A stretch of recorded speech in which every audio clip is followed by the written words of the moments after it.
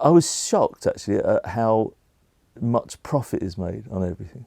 I thought, well, we don't need to make all this money on everything. And all my fights with, through the ensuing 10 years with the label was always about like how we could price things lower. The other side would try and wear you down. They have teams of people telling you why your idea is a bad idea.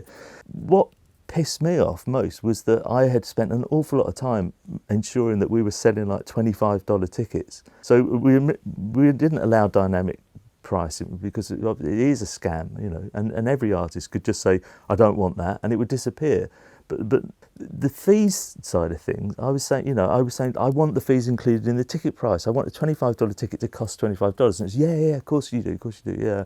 So then when they started rolling out the tickets, and then suddenly like $25, and by the time someone reaches checkout, it's like $57.50. You're thinking like, where the fuck is all this?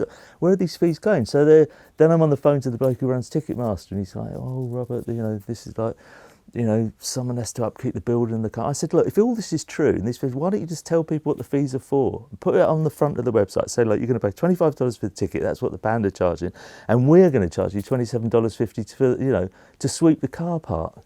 They really did piss me off because at first they weren't taking me seriously. It takes an awful lot to get me angry, and I did get really, really angry. So then I said, like, you have to start reimbursing people. And they're like, what?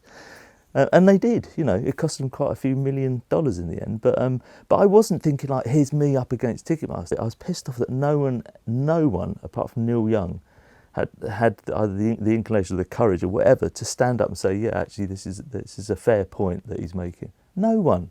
It's just driven by greed, but it's the system. It's like you're up against something where everything's monetized. I mean, that's the reason why the world is kind of falling apart. Is because is greed, inequality, monetization. It's insane.